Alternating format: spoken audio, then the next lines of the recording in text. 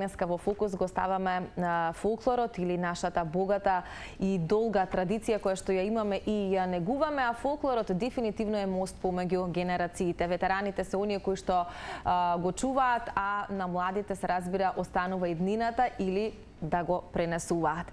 Мислам дека денеска ќе биде интересен овој разговор кој што ќе го имаме со нашите соговорници кои што се дел од ансамблот за народни песни и игри Орце Николов и токму со нив или дел од нивните членови долгогодишни ќе имаме можност да најавиме и низ интересни работи, настани, турнеи, се она што допрва ќе следува, но еден убав настан кој што ќе се случува овој 10 мај, поточно викендов во паркот на франкофонијата. Фолклорот денеска опфатен од повеќе аспекти, а разговорот следува со Ева Ристовска, која што е раководител на членовите почетници и секако долгогодишен член на ансамблот, веќе 17 години. Ева, добро утро до тебе. Добро утро, благодариме на поканата. И заедно со нас и Дамјан Василевски, исто така долгогодишен член на ансамблот Орце Николов. И ако веќе зад камери Ева те прашав 17 години, Дамјан, ке тебе колку се? 15. 15. Што за вас е ова недоговорено прашање значи ансамблот Орце Николов? Малтене тоа е, нели, можеби половина од вашиот живот или цел живот кој посветен? Цел живот, да. Да, на ансамблот, на фолклорот, на традицијата. Што значи тоа за вас, ако еве после толку години гледате или се навратите ретроспективно на тоа, колку влијаеше фолклорот и традицијата да бидете она што сте денес? Па, за мене лично ќе кажам премногу значеше, заради тоа што од мала, од мали нозе, од прво одделение, па сето денес мојот сон се оствари почнувајќи од ансамбл Орце Николов, па сега каде што сум. Значи, навистина е голема привилегија да се членува во еден ваков ансамбл, кој што е еден од најстарите. Дамјан, твоето искуство, 15 години велиш? Да, од една желба до хоби и сега веќе навеќе континуитет кој што секојдневно го не мотивира да растеме, да созреваме и тоа што ни го оставиле претходниците, односно повозрастните генерации, да го пренесеме ние како задолжение, како аманет према помладите членови. Меѓутоа, за нас една голема обврска, една голема тежина која што ние носиме, затоа што, како што каже Ева, ансамбл со 81 година постоење на вистина една голема цифра, една голема бројка за сите нас и тоа ни дава дополнителен мотив да продолжуваме онаму каде што застанале нашите претходници. Да, и многу е убаво кога имаме млади луѓе кои што, како велиш, имаме амане да го продолжиме тоа што го правеле некогаш нашите родители, баби, дедовци и сите оние претходни генерации низ тие 81 година, но со оглед на тоа што сте вие млади луѓе, јас би ве прашала дали имавте некаков кризен момент низ вашето растење, со оглед на тоа што нели живееме во едно ново време, поинакво време, овие нови денешни генерации, ако Дамјан со тебе разговаравме во една таква прилика, можеби има ситуации во кои што е тешко да им се доближи или е посебен предизвик да им се доближи. Имаше ли во рамки на вашето растење и созревање како членови во континуитет на овој ансамбл период кога можеби се мислевте да направите пауза, да прекинете затоа што поинтересно можеби беше да се оди со друштвото на други забави? Или не? Не, никогаш, затоа што конкретно за мене, верувам дека Ева ќе се согласи за истото, поради тоа што нас фолклорот ни дава една друга димензија на размислување. Тука се стекнува, поради тоа што сме многу мали нозе во ансамблот, ние склопивме многу другарства, многу пријателства кои што сега за цел живот, веројатно. За цел живот, апсолутно. Тие турнеи, тие настапи, тие прошетки, осознавање на многу поинакви култури, запознавање на други луѓе од соседството, па и пошироко, ни даде еден друг начин на размислување кој што не ни дозволи да размислуваме да се откажеме никогаш од фолклорот. Нашето растење, мислам дека и нашите забави беа во склоп на ансамблот и дружбите што се случува и на пробите и на турнеите на кои одевме, така да немаше мислење дали да се откажеме, дали да не се откажуваме. Тоа беше тоа зацртано, знаеме дека денеска сме на игрорна, одиме, се дружиме и тоа е тоа. Да, и тоа е една убава и здрава навика, би рекла, која што сте ја правеле вие, се уште ја правите и на тој начин ја пренесувате како еден добар позитивен пример и на младите генерации. Ќе зборуваме и за младите, бидејќи некако во фокус денес на оваа денешна тема е токму фолклорот, нашата богата традиција на правилен начин да им се пренесе пренесе на младите генерации и да можат и тие со истата таа желба и волја која што вие ја имате да продолжат да го прават тоа. Некако неминовно е да го споменеме моментот со една ситуација за која што пишуваа медиумите пред само неколку денови за укинувањето на фолклорната насока во Битолското музичко училиште. Имаше низ за реакции од таму, па еве како некој кој што е школуван, образован токму на таа тема, би сакала Ева да го чувам твојот став, па секако и на Дамјан. Мислам дека реакциите беа сосема очекувани и соодветни. Зошто не треба воопшто да се укинува едно такво нешто? Каков удар е тоа за нашиот идентитет, за генерално фолклорот и традицијата која што ја имаме? Значи, вака, јас имам завршено во Средното музичко училиште Илија Николовски Луи во насоката за традиционална музика и игра тука во Скопје. И можам да кажам дека оваа насока нуди голем бенефит, како и практичен, така и уметнички, заради тоа што тоа не е само хоби, тоа е една дисциплина која сите деца што се таму, тоа е една голема фамилија на деца, не само децата, туку и професорите, имаат една дисциплина, буквално како семејство, да, се знае што се прави, како се прави, се има како и практични, така и теоретски предмети, почнувајќи од солфеж, теорија на музика, етнологија, етнокореологија, стилизирани игри, народни ора, народни инструменти. Така да мислам дека секој еден што е член и секоја една генерација треба да знае дека постои такво училиште, дека постои таква насока, заради тоа што од таму доаѓа моментот од каде започнува традицијата и како се чува и како се негува таа традиција. Заради тоа што многу е важно како се развиваме ние понатака. Ние ќе се запишеме во средното училиште, нели, секој млад човек ќе се запише, но многу е важно на кој пат ќе биде насочен. И како понатака ќе се развива, заради тоа што фолклорот се развива моториката, не само физички, туку и психички. Детето се развива од музикалност па се понатака. Се учи да биде тимски играч, како во играњето, така и во животот понатаму, а тоа се го прави преку музика, игра и песна. Што би изгубиле ние како нација ако се почнат да се укинуваат ваквите насоки низ училиштата во Македонија? Па мислам дека би бил помалку актуелен фолклорот кај нас во Македонија. Мислам дека е сега на некое добро ниво, да се каже, заради тоа што може да се види дека скоро секој второ дете оди на игрорна, барам во моето обкружување. И тоа навистина е убав момент и убаво кога ќе се слушне. И мислам дека би се изгубило тоа што за нас значи традиција и фолклорното наследство. Така е, апсолутно. Ако ги учиме децата од мали да го сакаат фолклорот, сосема е логично како и во твојот случај да пројават поголем интерес понатака во животот, да го изучуваат и треба да има простор, нели? Каде би го правеле тоа? Ива, докаде си ти во моментов со изучувањето? Така, јас кажав дека завршив во Средното музичко училиште. Сега сум на студии на етнологија и антропологија на Природно-математички факултет и ме делат уште неколку испити до дипломирање. Каков е интересот конкретно за тој смер?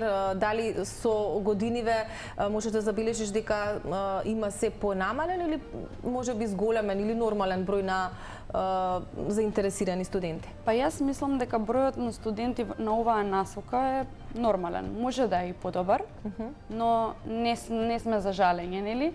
Но секој еден, така е, да, но секој еден кој што има желба може и да дојде и на факултет кај нас на Институтот за етнологија и антропологија, да не посети и да види навистина што значи еден институт.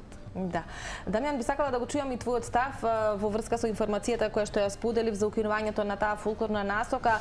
Реагира многу родители, реагира учениците, затоа што навистина имало интерес, нели, за сето тоа и доколку сето тоа се случи, што се случува со нашиот идентитет?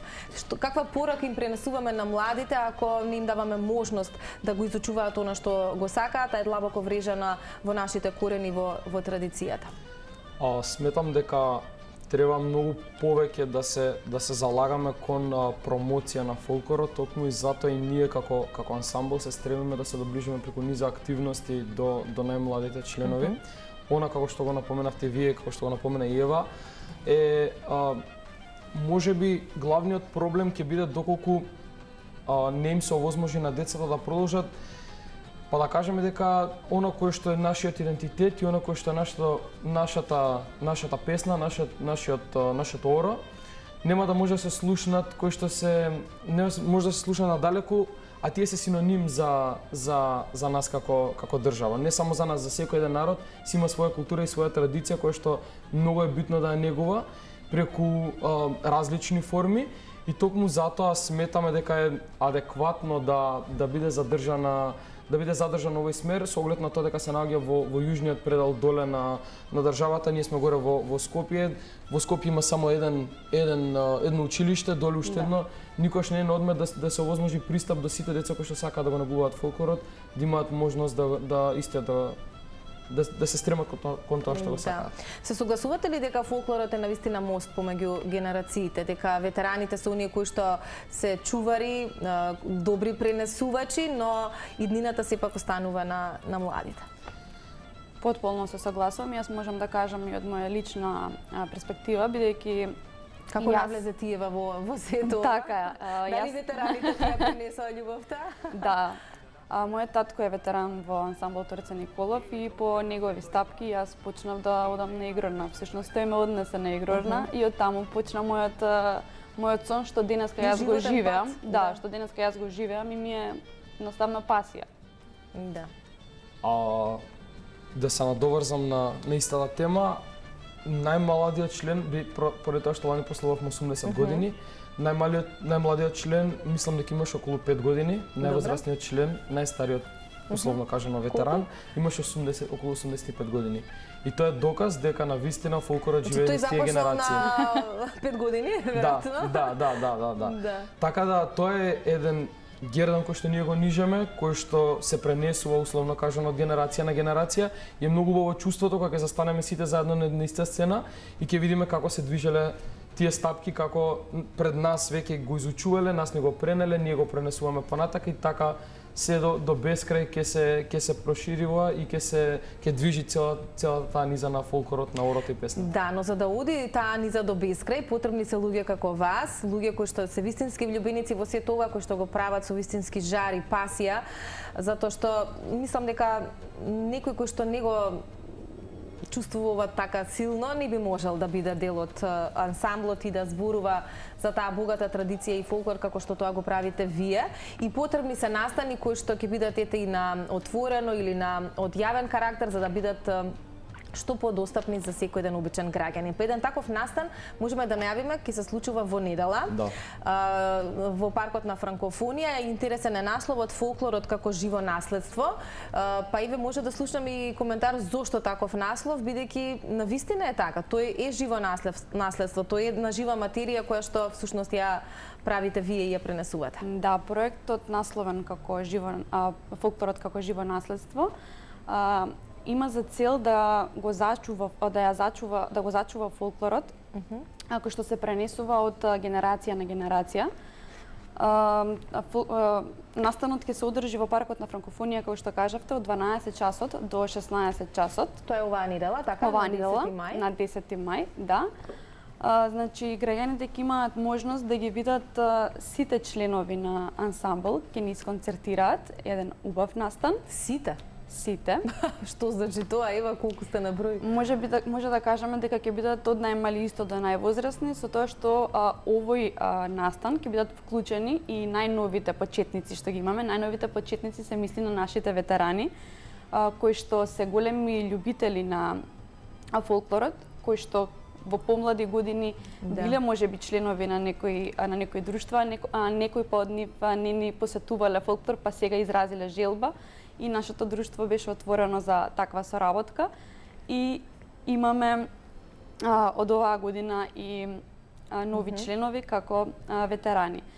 И тие ќе ни бидат исто така на овој настан. Вака во бројка можеме да кажеме колку, тоа се многу луѓе. Па тоа да, на 60 на 70 членови сигурно ќе бидат присутни на целиот настан, со оглед на тоа дека ќе има секоја група ќе има излагање на своја точка.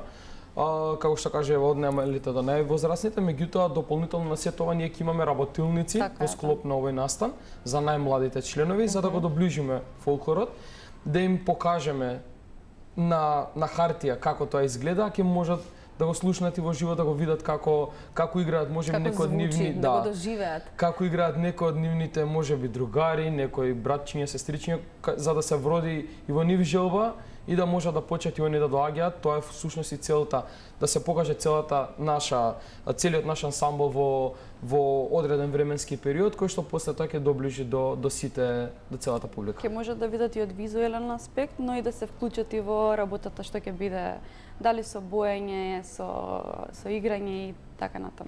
Настанот е од отворен карактер, претпоставувам, 12 часот, паркот на франкофонија, сите оние недела мислам дека ќе биде и повеќе од добро времето, според прогнозите кои што ги имавме, така што ќе биде еден идеален ден, можеби да се излезе и семејно, фамилиарно, да се ужива, да се дојде во паркот и да се биде дел од овој настан. Можеме ли да зборуваме за институционална поддршка, Дамјан, колку институциите знаат да препознаат или генерално нашето општество, ако зборуваме од една страна дека се укинуваат смерови, а од друга страна зборуваме за 81 година постоење на овој ансамбл, па и на многу други кои што ја негуваат таа бројка, приближно би рекла. Од една страна имаме огромен потенцијал, но каде е поддршката? Имаме, треба повеќе, недостасува, каков е ставот? Можеме да кажеме дека поддршката ја имаме и е присутна, со оглед на активностите кои што ние ги планираме секоја година да ги реализираме и од она кое што до сега било наша побарувачка према институциите, имале слух за нас, сите подеднакво, и општина Центар кој што е на еден начин покровител на овој настан на 10 мај и Министерството за култура, кој што ќе биде покровител на еден друг настан на 7 јуни, каде што ќе имаме изложба, прва дигитална изложба на народни носи во македонско село. Потребна е поддршката затоа што само на тој начин може да ни овозможат простор и место каде што ние ќе можеме да покажеме кои се нашите способности, како ние можеме да се најдобро да се доближиме до јавноста. Не е потребно нешто многу, потребно многу помала поддршка за ние да го искажеме нашето знаење и нашите активности кои што ги имаме за да се доближиме до публиката. Да, вие во многу наврати, не само вие, туку и многу други друштва, па и танец, како можеби на водечка институција, сте покажали и докажале низ годините дека навистина фолклорот е можеби број еден амбасадор на една земја, колку далеку може да стигне, колку можат навистина различни нации и генерации да уживаат во она што ние го нудиме, а е толку автентично, толку убаво и веројатно ќе се согласите и вие од вашите многубројни турнеи кои што сте ги имале, дека странците знаат да уживаат и посебно го препознаваат. Да. Така ли е? Апсолутно, тоа е и мотив плюс зошто ние се обидуваме секоја година да настапиме на надвор од границите на државата, во регионот па и пошироко. И затоа апсолутно колку ние сме амбасадори го докажува аплаузот после секој концерт, после секој настап и тие овации кои што ги доживуваме, затоа што тоа е нешто кое што не се опишува, тоа само може да се доживее. Така е. Ева, верувам се согласуваш. Потполно се согласувам со Дамјан, така да не само нашиот фолклор, туку и нашата носија. Мислам дека каде и да одиме, сме препознатливи по нашата носија. Во која посебно ти уживаш? Сите се фасцинирани. Која ти вака... Сите носи ги сакам, но би ја издвоила мијачката носија, ми е некако една од омилените. Да, и многу други знаат тоа да го потенцираат. Во што е убавината еве на истата, според тебе? Па не знам, можеби во колоритноста, во ставот во која жената ја носела, не знам, едноставно ми е многу убава. Да. Ми се допаѓа мене како ми стои, тоа е најважно, нели? Така е, да. Дамјан, ти во која вака посебно живееш? Исто, затоа што мијачката, затоа што тежината која што има мијачката носија. Дали една од најтешките, ако не најтешка? Да, една од најтешките носи е мијачката носија и на еден начин тоа не е нашиот идентитет. Таа носија за мене лично, тоа е идентитетот на фолклорот затоа што изобилува и со тежина, и со како носија везот кој што е на незе искаен и целата таа символика кога се види еден игрорец или еден човек да облече мијачката носија си дава посебна тежина и посебна љубов. Дека е најпрепознатлива, да. Да. Да, и тоа го знаат да го препознаат и странците и да го ценат, верувам. Но кога веќе зборуваме за ценење, вие сте од помладата генерација, па колку сметате дека ете тие ваши некои генерации дали доволно ја ценат традицијата, историјата што ја имаме, културата, фолклорот, ете културното наследство? Па јас можам да кажам дека заради моето обкружување, јас се дружам нели се со такви луѓе, така да и моето средно училиште и игрорната, па сега и факултетот, се деца и млади што се грижат и сакаат да го зачуваат културното наследство и се стремат кон тоа за подобро утре, нели? За да биде поразвиена и се подалеку да се слушне нашата традиција и фолклор. Поголемиот дел од моите пријатели, другари, сме дел од фолклорот и другаруваме заедно што тие денови. Меѓутоа можам да кажам дека во последните години се гледа значителен раст на и желба се пројава ке помладите за да дојдат да играат, затоа што фолклорот не е само настапите, фолклорот не се само турнеите, фолклорот е многу повеќе од тоа. Фолклорот е за нас лично, за сите оние кои што членуваат во различни ансамбли, е фамилија. Тоа е нешто кое што нас не обединува и начин на живот и наш идентитет кој што ни кажува како треба да функционираме, не учи на заедништво, не учи на соживот, ни дава друга перспектива, ни дава на размислување и не обединува. Тука нема различности, тука нема ништо, тука едноставно е нешто кое што ние само уживаме. Како што кажев, научи на тимска работа. Значи како во фолклорот, така и понатака во животот. За работи во животот се наоѓа, верувам. Можеме ли, пред малку ги спомнавме ветераните и ветераните се навистина актуелни изминативе години и тоа е убав момент за луѓето кога ете се во некоја друга доба од својот живот, кога имаат можеби малку повеќе слободно време, поголеми деца и така натака, да можат повторно да се вратат на љубовта која што имале некогаш, но велиш ева ти има и луѓе кои што никогаш не го правеле тоа, но сега во таа некоја пета или шеста деценија од животот доаѓаат и се препуштаат на убавините. Стануваат се поактуелни овие ветерански групи, во што е убавината на истите? Дали си ти водич на тие или не, се уште не сум. Не, добро. Не сум. Ќе го поздравиме Саша. Саша ни е одговорен за нашите ветерани, поновите ветерани. Па мислам дека поголема е некако повеќе се појави таа желба за ветераните, заради тоа што секој еден што го носи детето на игрорна, може да кажеме од наш личен аспект, секој што детето нели го носи сабота и недела на игрорна, може да го видиме како втори играч во ветеранската група. Има можност паралелно да се биде на часови, така некако разбрав, додека е детето на игрорна и родителот. Тоа се уште го немаме. Ветераните си доаѓаат вторник и четврток на игрорна, а дечињата ни доаѓаат сабота и недела на игрорна.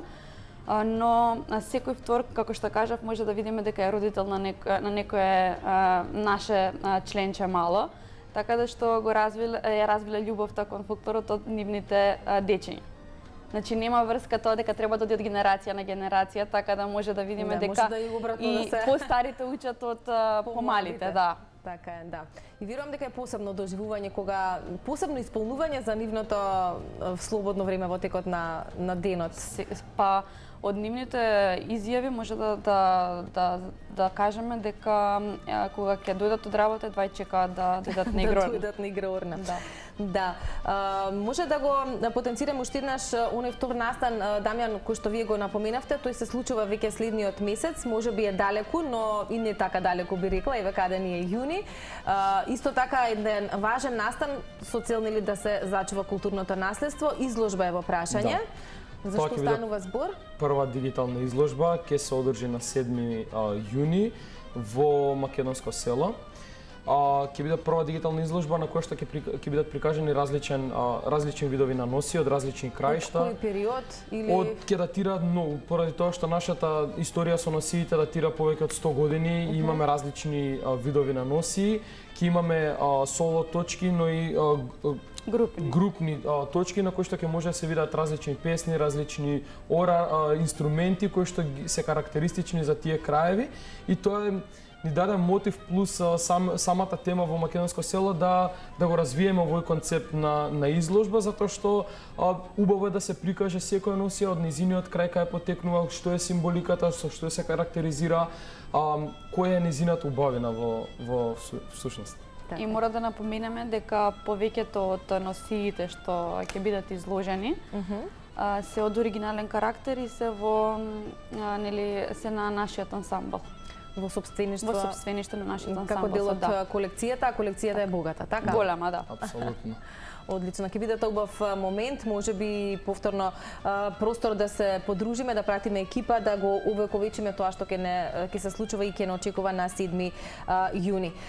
Исто така, некаде пред крај би можеле да напоменеме во поглед на турнеите, настапите, освен овие настани кои што се одржуваат и ќе ги одржувате тука во главниот град, секако дека кога се играорците во прашање, турнеите се некако главниот синоним. Така е, да. Настапите и впрочем не би биле вие тоа што сте ако немате каде да го прикажете тоа што го учите секојдневно и го играте. Сезоната на турнеи сега започнува? За кратко не започнува сезоната на турнеи, да. Што значи тоа? Кои се првите настапи кои што можеме да ги најавиме, што може да очекуваме, кој се ќе патува, каде? Првата турнеја што ни е наскоро ќе биде во соседството и таму ќе ни патуваат и најмладите членови. На некој од нив ќе им биде можеби прва турнеја, што е за нив многу важно за нивната мотивација, нели, и за развојот. Ансамблот ќе ни оди на турнеја во Лент, Марибор, во Словенија на именитен фестивал каде што ќе представи работата што ја работи целата година. Добро, кога се оди на вакви турнеи, со што најчесто или кој го прави концептот на тоа со што ќе се представите? Па тоа го прави најчесто уметничкиот одбор, каде што гледаме што е најсоодветно и условите кои што ни ги нуди фестивалот.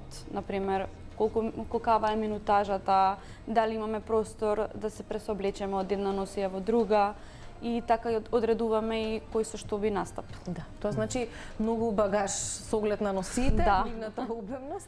Во зависност. Извини, важното да се зачуваат, нели, автентични, од едно место да се пренесат на друго.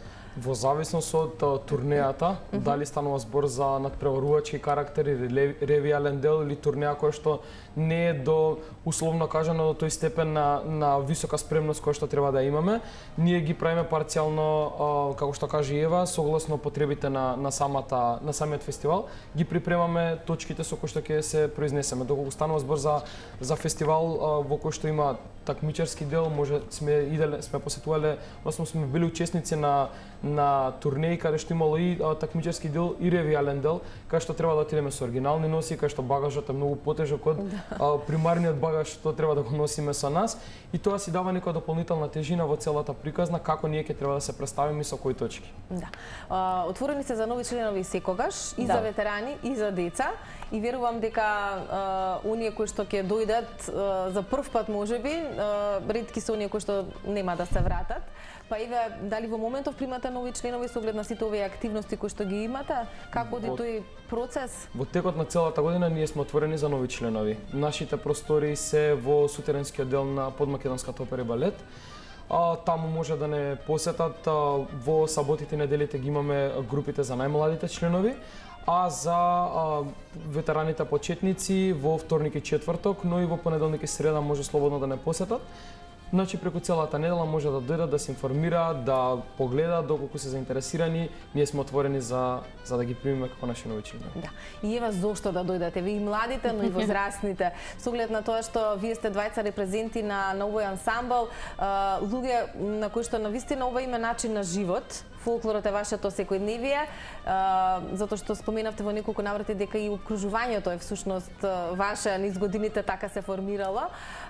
Верувам дека е важно да се се држиме како генерации сплотени едни со други и да можеме да си го пренесуваме тоа баш така генерацијски, бидејќи така ни беше и насловот дека фолклорот навистина е мост помеѓу генерациите. Зошто е важно еве да секој ден може би барем да дојде и да проба, не мора нели да остане во континуитет, иако многумина ќе го направа тоа. Па и еден апел до сите родители и до сите дечиња дека треба да дојдат и да не посетат, да видат што значи традиција, фолклор, но и секако дружба, да не запознаат малку од поблиску, да видат на нас како ни течат пробите, па да станат понатака и наши членови, заради тоа што како што кажав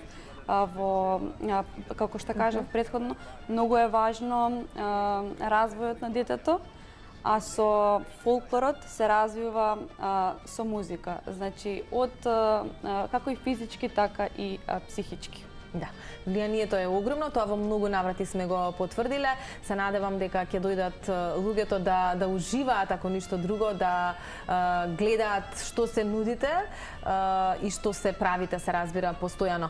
Уште една покана во недела на 10 мај, в 12 часот рековме дека е стартот или почетокот на настанот, паркот на франкофонија, фолклорот како живо наследство, така е насловен овој настан и ќе ве очекуваат и Дамјан и Ева и уште многу други, бидејќи рековте речиси во полн состав ќе биде ансамблот, сите генерации кои што таму се членуваат и се дел од истиот, ќе имате можност да ги доживеете во целост или во живо. Ви благодарам многу и продолжете со вашата мисија за пренесување на идентитетот, на културното наследство, на фолклорот генерално. Благодариме.